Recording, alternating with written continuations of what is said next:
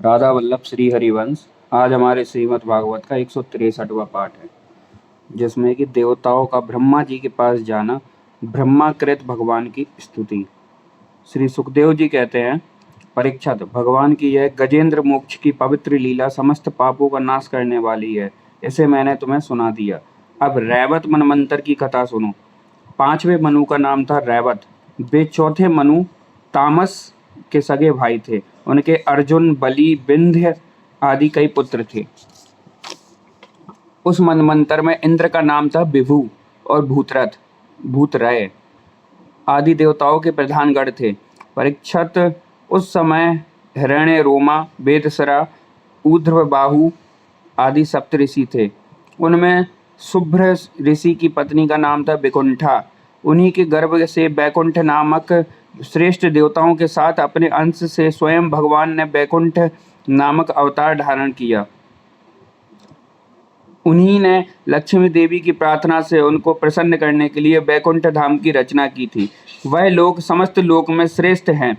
उन वैकुंठनाथ के कल्याणमय गुण और प्रभाव का वर्णन मैं संक्षेप से तीसरे स्कंद में कर चुका हूँ। भगवान विष्णु के संपूर्ण गुणों का वर्णन तो वह करे जिसने पृथ्वी के परमाणुओं की गिनती कर ली हो। छठे मनु चक्षु के पुत्र चाक्षुष थे। उनके पुरु, पुरोस, सुघुम्न आदि कई पुत्र थे। इंद्र का नाम था मंत्रद्रुम और प्रधान देवगण थे आप्य आदि। उस मनवंतर में हवस्यमान और बीरक आदि सप्तऋषि थे। जगतपति भगवान ने उस समय भी बैराज की पत्नी संभूति के गर्भ से अजित नाम का अंशावतार ग्रहण किया था। उन्होंने ही समुद्र मंथन करके देवताओं को अमृत पिलाया था तथा वे ही कच्छ रूप धारण करके मंदरांचल की मथानी के आधार बने थे। श्री राजा परीक्षित ने पूछा, भगवान ने क्षीर सागर का मंथन कैसे किया? उन्होंने कच्छप रूप धारण करके किस उद्देश्य से मंदरांचल को अपने पीठ पर धारण किया? देवताओं को उस समय अमृत कैसे मिला और भी कौन कौन सी वस्तुएं समुद्र से निकली? भगवान की यह लीला बड़ी ही अद्भुत है। आप कृपा करके अवश्य सुनाइए। आप भक्त वत्सल भगवान की महिमा का ज्यों ज्यों वर्णन करते हैं, त्यों त्यों ही मेरा हृदय उसको और भी सुनने के लिए उत्सुक होता जा रहा है। अघाने का तो नाम ही नहीं लेता। क्यों ना हो, बहुत दिनों से यह संसार की ज्वाला से जलता जा रहा है। सूत जी कहते हैं, सोनकादि ऋषियों, भगवान श्री सुखदेव जी ने राजा परीक्षित के इस प्रश्न का अभिनंदन करते हुए भगवान की समुद्र मंथन लीला का वर्णन आरंभ किया। श्री सुखदेव जी कहते हैं, परीक्षित, जिस समय की यह बात है, उस समय असुरों ने अपने तीखे शस्त्रों से देवताओं को पराजित कर दिया था। यह उस युद्ध में बहुतों के तो प्राणों पर ही बनाई थी। वे रणभूमि में गिरकर फिर उठ ना सके। दुर्वासा के शाप से तीनों लोग और स्वयं इंद्र भी श्रीहीन हो गए थे। यहाँ तक कि यह यज्ञ आदि धर्म कर्मों का भी लोप हो गया था। यह सब दुर्दशा देखकर इंद्र, वरुण आदि देवताओं ने आपस में बहुत कुछ सोचा विचारा, परंतु अपने विचारों से वे किसी निश्चय पर नहीं पहुंच सके।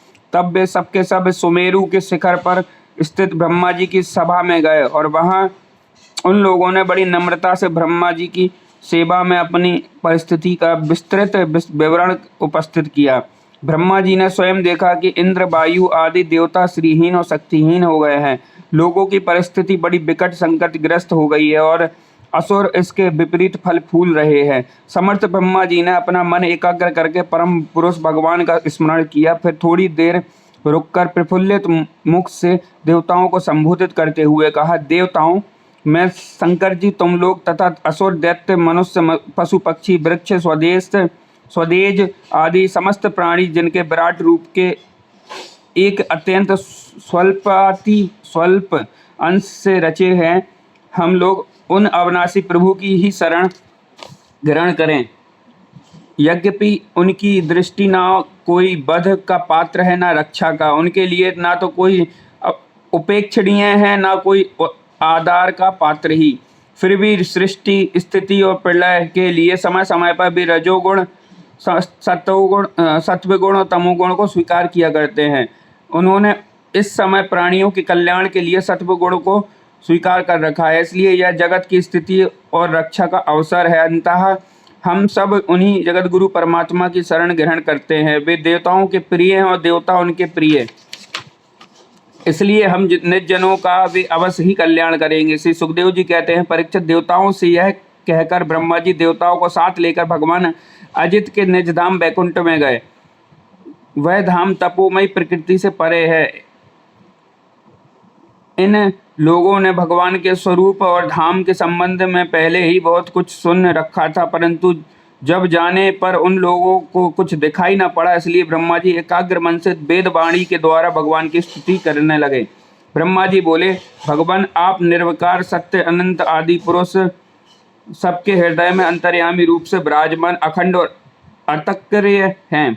मन जहाँ जहाँ जाता है वहाँ वहाँ आप पहले से ही विद्यमान हैं। वाणी आपका निरूपण नहीं कर सकती। आप समस्त देवताओं के आराधनीय और स्वयं प्रकाश हैं। हम सब आपके चरणों में नमस्कार करते हैं। आप प्राण मन बुद्धि अहंकार के ज्ञाता हैं। इंद्रियां और उनके विषय दोनों ही आपके द्वारा प्रकाशित होते हैं। अज्ञान आपका स्पर्श नहीं कर सकता। प्रकृति के विकार मरने जीने वाले शरीर से भी आप रहित हैं। जीव के दोनों पक्ष अभिज्ञा और विद्या आपसे बिल्कुल ही नहीं है।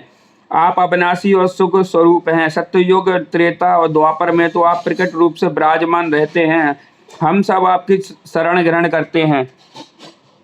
यह शरीर जीव का एक मनोमय चक्र रथ का पहिया है।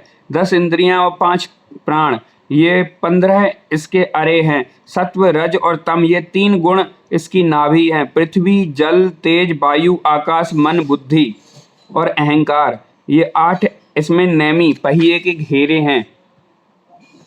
स्वयं माया इसका संचालन करती है और यह बिजली से भी अधिक शीघ्रगामी है। इस चक्र के धुरे हैं स्वयं परमात्मा, वे ही एकमात्र सत्य हैं। हम उनकी शरण में हैं जो एकमात्र ज्ञान स्वरूप प्रकृति से परे एवं अवश्य अदृश्य हैं, जो समस्त वस्तुओं के मूल में स्थित अव्यक्त हैं और देश काल अथवा वस्तु से जिनका पार नहीं पाया जा सकता है। वही प्रभु इस जीव के हृदय में अंतर्यामी रूप से विराजमान रहते हैं। विचारशील मनुष्य भक्ति योग के द्वारा उन्हीं की आराधना करते हैं। जिस माया से मोहित होकर जीव अपने वास्तविक लक्ष्य अथवा स्वरूप में को भूल गया है, वह उन्हीं की ही है और भी उसका पार नहीं पा सकता। परंतु सर्वशक्तिमान प्रभु अपनी उस माया तथा उसके गुणों को अपने बस में करके समस्त प्राणियों के हृदय में समभाव से विचरण करते रहते हैं। जीव अपने पुरुषार्थ से नहीं, उनकी कृपा से ही उन्हें प्राप्त कर सकता है। हम उनके चरणों में नमस्कार करते हैं। यूँ तो हम देवता और ऋषिगण भी उनके परम प्रिय सत्वमय शरीर से ही उत्पन्न हुए हैं, फिर भी उनके बाहर भीतर एक रस प्रकट वास्तविक स्वरूप को नहीं जानते। तब रजोगुण और तमोगुण प्रधान असुर आदि तो उन्हें जान ही कैसे सकते हैं। उन्हीं प्रभु के चरणों में हम नमस्कार करते हैं। उन्हीं की बनाई हुई यह पृथ्वी उनका चरण है। इसी पृथ्वी पर जरायुज, अंडज, स्वदेज और उद्रज, ये 4 प्रकार के प्राणी रहते हैं और वे परम स्वतंत्र परम ऐश्वर्यशाली पुरुषोत्तम परम ब्रह्मा हम पर प्रसन्न हो। यह परम शक्तिशाली जल उन्हीं का वीर है। इसी से तीनों लोक और समस्त लोकों के लोकपाल उत्पन्न होते बढ़ते और जीवित रहते हैं। वे परम ऐश्वर्यशाली परम ब्रह्म हम पर प्रसन्न हो।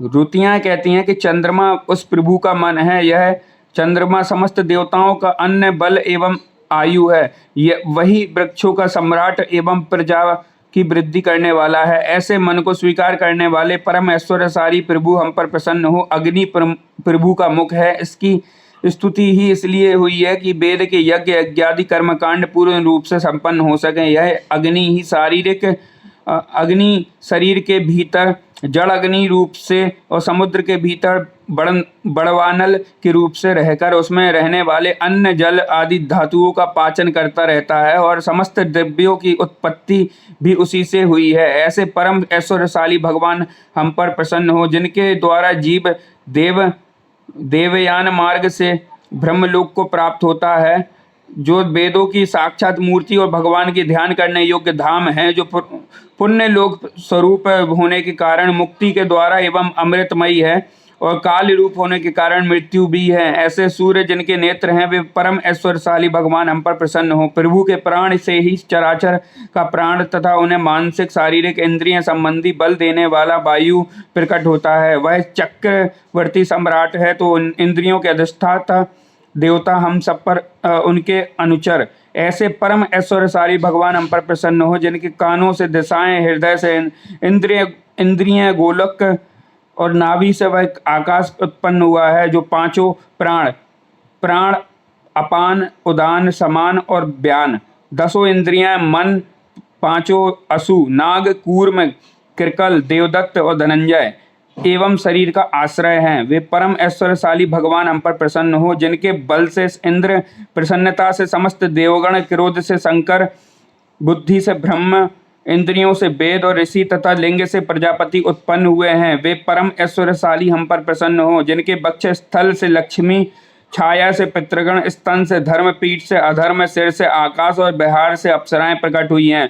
वे परम ऐश्वर्यशाली भगवान हम पर प्रसन्न हो जिनके मुख से ब्राह्मण और अत्यंत रहस्यमय वेद, भुजाओं से क्षत्रियों, बल जांघों से वैश्य और उनकी वृत्ति, व्यापार, कुशलता तथा चरणों से वेद, बाद, शूद्र और उनकी सेवा आदि वृत्ति प्रकट हुई है। वे परम ऐश्वर्यशाली भगवान हम पर प्रसन्न हो जिनके अधर से लोभ और ओष्ठ से प्रीति, नासिका से कांति, स्पर्श से पशुओं का प्रिय काम, भौं से यम और नेत्र के रोमों से काल की उत्पत्ति हुई हो। वे परम ऐश्वर्यशाली भगवान हम पर प्रसन्न हो। पंचभूत, काल, कर्म, सत्वादि गुण और जो कुछ विवेकी पुरुषों के द्वारा बाधित किए जाने योग्य, निर्वचनीय और अनिर्वचनीय विशेष पदार्थ हैं वे सब के सब भगवान की योग माया से ही बने हैं, ऐसा शास्त्र कहते हैं। वे परम ऐश्वर्यशाली भगवान हम पर प्रसन्न हो जो माया निर्मित गुणों में दर्शन आदि वृत्तियों के द्वारा आसक्त नहीं होते, जो वायु के समान सदा सर्वदा असंग रहते हैं, जिनमें समस्त वृत्ति शक्तियां शांत हो गई हैं। उन अपने आत्मानंद के लाभ से परिपूर्ण आत्मस्वरूप भगवान को नमस्कार है। प्रभु, हम आपके शरणागत हैं और चाहते हैं कि मंद मंद मुस्कान से युक्त आपका मुख कमल अपने इन्हीं नेत्रों से देखें। आप कृपा करके हमें उसका दर्शन कराइए। प्रभु, आप समय समय पर स्वयं ही अपनी इच्छा से अनेकों रूप धारण करते हैं और जो काम हमारे लिए अत्यंत कठिन होता है उसे आप सहज में ही कर लेते हैं। आप सर्वशक्तिमान हैं, आपके लिए इनमें कौन सी कठिनाई है। विषयों से लोभ में पड़कर जो देहाभिमानी दुख भोग रहे हैं उन्हें कर्म करने में परिश्रम और क्लेश तो बहुत अधिक होता है परंतु फल बहुत कम निकलता है। अधिकांश में तो उसके विफलता ही हाथ लगती है, परंतु जो कर्म आपको समर्पित किए जाते हैं उनके करने के समय ही परम सुख मिलता है। वे स्वयं फल रूप ही हैं। भगवान को समर्पित किया हुआ छोटे से छोटा कर्माभ्यास भी कभी विफल नहीं होता, क्योंकि भगवान जीव के परम हितैषी, परम प्रियतम आत्मा ही है। जैसे वृक्ष की जड़ को पानी से सींचना उसकी बड़ी बड़ी शाखाओं और छोटी छोटी डालियों को भी सींचना होता है, वैसे ही सर्वात्मा भगवान की आराधना संपूर्ण प्राणियों की और अपनी भी आराधना है। और जो तीनों काल और उससे भी परे भी एक रस स्थित है, जिनकी लीलाओं का रहस्य तर्क वितर्क के परे है, जो स्वयं गुणों से परे रहकर भी सब गुणों के स्वामी हैं तथा इस समय सत्व गुण में स्थित हैं, ऐसे आपको हम बार बार नमस्कार करते हैं। श्री कृष्ण नाम चरणास्तु। देवताओं और दैत्यों का मिलकर समुद्र मंथन के लिए उद्योग करना। अगला पाठ।